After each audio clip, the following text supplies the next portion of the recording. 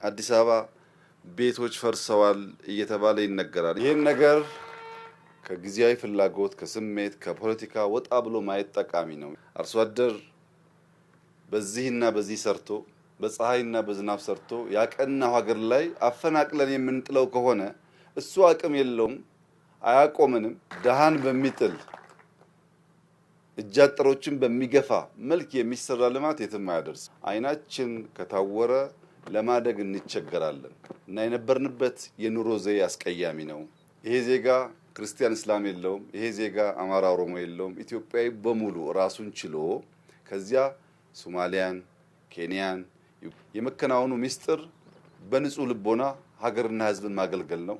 በንጹህ ልቦና ሀገርና ሕዝብን ስናገለግል ሁሉን ቻይ የሆነ ፈጣሪ ደግሞ ያግዛል። ዓለም እንዳያችሁት ነው። መጤ አይፈልግም፣ የመጣበትን ያባርራል። ስንከዳትም ስንመጣባትም የማሰለቸው እናት እቺው ናት። በየቦታው ሰራተኛ ችግር ነው ይባላል። ኢትዮጵያ ውስጥ ደግሞ ስራ የለም ይባላል። አልገባኝም የት ጋ እንደሆነ ችግሩ። ዝም ብለን የሚባለውን መድገም፣ የተዘመረውን መዘመር፣ የተሰደበውን መስደብ ሳይሆን ችግሩ የት ነው ያለው? ስራ አለ ወይስ የለም? እኔም እናንተም ካልሰራን ላባችን ካልተጠባጠበ ለውጥ አይመጣም። እንዋደድ፣ እንከባበር። ካሁን በኋላ መገፋፋት አያዋጣም። እኛ በጣም ደስተኞች ነን። ጀምረን ያልጨረስ ነው፣ አስበን ያላሳካ ነው አንዳች ጉዳይ የለም። ወንጪ አካባቢ የምናሰራው ቤተክርስቲያን አለ። የወንጪ ቤተክርስቲያን ታሪካዊ ናት። ወደ 800 ዓመት ቆይታለች። ግን ስላረጀች እያሰራናት ነው።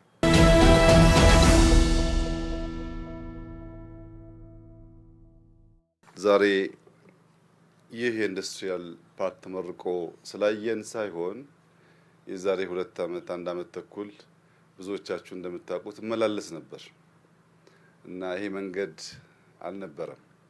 ይሄ ሰፈር የዛሬ 2 ዓመት ገጠር ነበር። መኪና የማይደርስበት ሰው የማይረግጥበት ገጠር ነበር።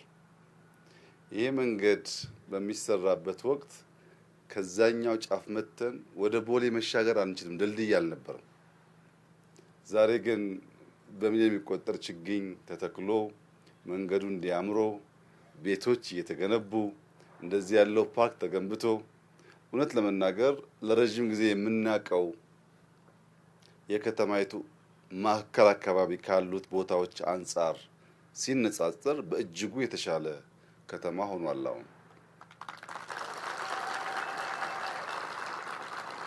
አንደኛ በጣም ቆንጆ መንገድ ወክወይ መብራት አለው። ሁለተኛ ለከባቢ ብቻ ሳይሆን ከከተማውም እየመጡ የሚጠቀሙበት ትልቅ ፓርክ የተገነባው በዚህ አካባቢ ነው። ሶስተኛ ለወጣቶች ስራ እንዲመች የኢንዱስትሪያል ፓርክ አለው። የሃውሲንግ ግንባታ አለው።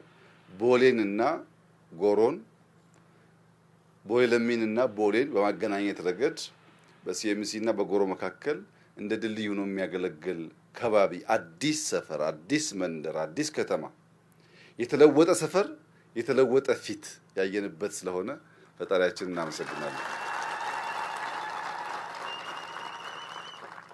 የኛ ፍላጎትና ህልም በተቻለ መጠን ከድህነት ከችግር የተላቀቀች ሀገር የሚፈጥር የሚሰራ ትውልድ የሚረዳ ዜጋ መፍጠር ነው። ሌላ ዓላማ የለንም። ይሄ ዜጋ ክርስቲያን እስላም የለውም። ይሄ ዜጋ አማራ ኦሮሞ የለውም። ኢትዮጵያዊ በሙሉ ራሱን ችሎ ከዚያ ሶማሊያን፣ ኬንያን፣ ዩጋንዳን ሌሎች ወንድሞቻችንን ማገዝ የምንችልበት ደረጃ ማድረግ እንፈልጋለን። ፍላጎታችን ይሄ ነው። ለዚህ ፍላጎት የቀና ልብ ያለው ኢትዮጵያዊ በሙሉ ተባባሪ መሆን አለበት። ካልለፋን ካልሰራን ሀገር አይለወጥም። እንዳያችሁት ነው። እዚህ አካባቢ በተሰራው ስራ ብቻ ነው ለውጥ ያየ ነው። ሌላም የቀረ አካባቢ እንዲሁ እየሰራን ስንሄድ ሀገር ይቀየራል፣ ሰው ይቀየራል። አርሶ አደር በዚህና በዚህ ሰርቶ በፀሐይና በዝናብ ሰርቶ ያቀናው ሀገር ላይ አፈናቅለን የምንጥለው ከሆነ እሱ አቅም የለውም፣ አያቆመንም። አርሶ አደርን በሚጥል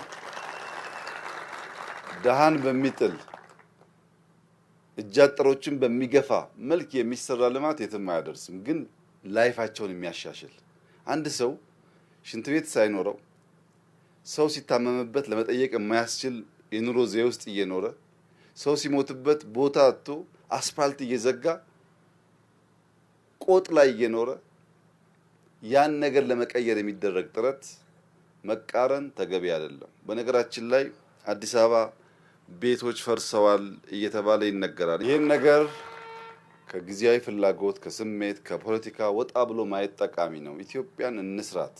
ዓለም እየቀና እየተደነቀብን ባለ በዚህ ጊዜ ውስጥ እኛ አይናችን ከታወረ ለማደግ እንቸገራለን እና የነበርንበት የኑሮ ዘዬ አስቀያሚ ነው። ችግር፣ ድህነት መጥፎ ነው።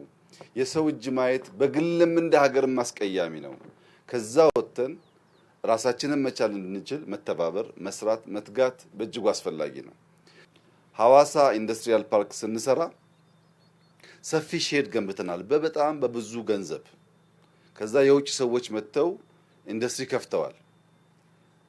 ችግር አጋጥሞን አገዋ ሲባል ጥለውን ሄዱ። 80-90% ክፍት ቀረ። የተሰራው ፓርክ በብድር ነው። በጣም ብዙ ሀብት የወጣበት ነው። የመጡት ጥለው ሄዱ። ያሉትስ ታክስ አንከፍልም፣ ጊዜ ስጡን፣ ከውጭ የምናስገባውን ዕቃ አታስከፍሉን። ጣጣው ብዙ ነው። እዚህ ዛሬ ያየናቸው ልጆች ግን የዛሬ 4 ዓመት፣ 5 ዓመት፣ 6 ዓመት፣ 7 ዓመት ስራ ያልነበራቸው የተደራጁ በአነስተኛ ጥቃቅን ስራ የጀመሩ ዛሬ 40 ሰው፣ 50 ሰው፣ 60 ሰው ቀጥረው ነገ በሺህ እንቀጥራለን እያሉ ተስፋ ሲሰንቁ ማየት በጣም በጣም አስደሳች ነገር ነው። በዚህ መደሰት ከሁላችን ይጠበቃል። የኔ ተስፋ የኢትዮጵያ ኢንዱስትሪያሊስት የሚፈልቁት እዚህ ውስጥ ነው። እነዚህ ልጆች ጭንቅላታቸው፣ ልባቸው፣ እጃቸው ተሰናስሎ መልካም ነገር መፍጠር ይፈልጋሉ። ያስቸገራቸው ቦታ፣ ካፒታል፣ ድጋፍ ማጣት ነው። ያን በመጠኑ ስናመቻች እንዳያችሁት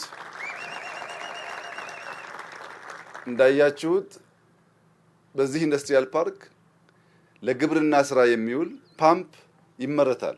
እኛ ፓምፕ ከውጭ ለማግባት መከራ እናያለን። በዚህ ኢንዱስትሪ ውስጥ የወርቅ ማምረቻ ፋብሪካ ይመረታል። የመኖ ማቀነባበሪያ ፋብሪካ ይመረታል።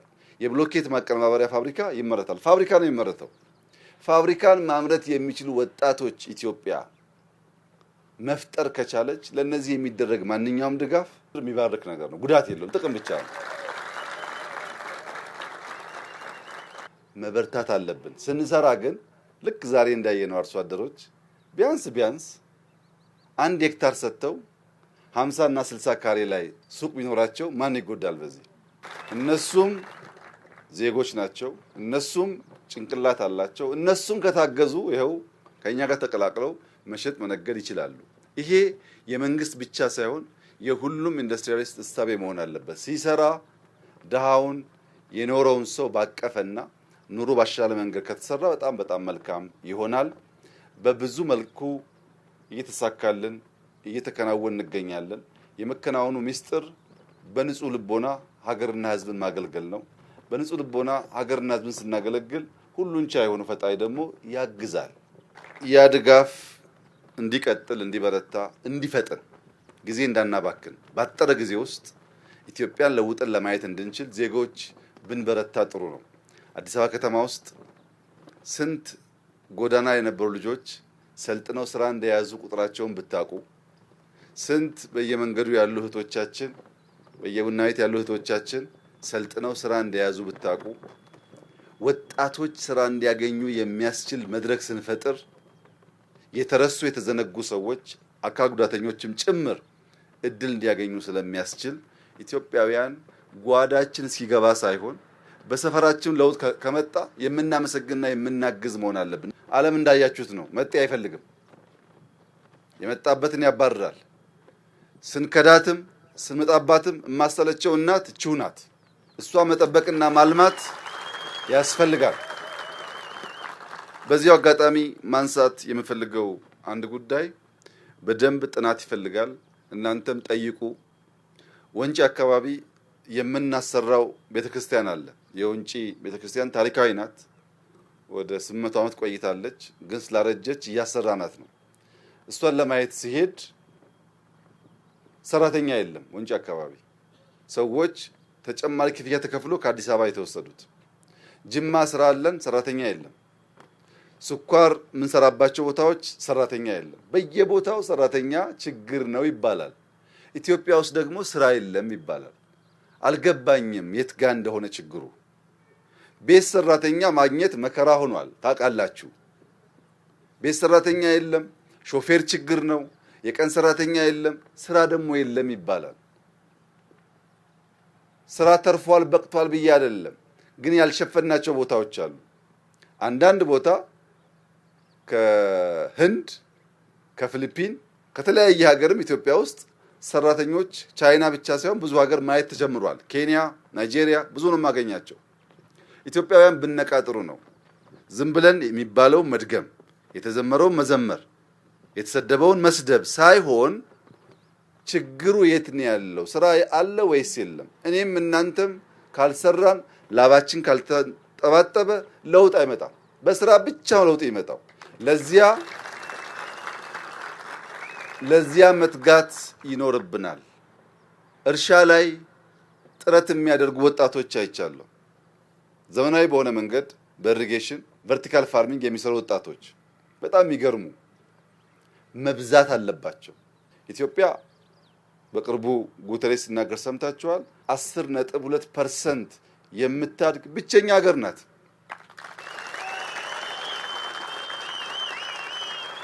በድፍን አፍሪካ 10.2% እድገት የሚያድግ አንድም ሀገር የለም። ይሄንን እድገት እናፋጥን፣ ይበልጥ እናስፋ፣ እናሳድግ፣ ዜጎቻችን የሚጠቅም እናድርግ፣ እንዋደድ፣ እንከባበር። ካሁን በኋላ መገፋፋት አያዋጣም። በእምነት፣ በቋንቋ፣ በሌላ ጉዳይ መከባበር፣ በጾታ መከባበር፣ ተከባብረን ራሳችን በምናከብረው ልክ ሌላውን አክብረን አብረን መኖር ከቻልን ሀገራችን በጣም ውብ ለሁላችን የምትበቃናትና እንበርታ፣ እንስራ። እኛ በጣም ደስተኞች ነን። ጀምረን ያልጨረስ ነው፣ አስበን ያላሳካ ነው አንዳች ጉዳይ የለም። የገንዘብ እጥረት አልያዘንም። የሰዎች መለገም አልያዘንም። የጊዜ ማነስ አልያዘንም። ማን እንደሚሰራው ባናቅም እየተሳካልን ነው።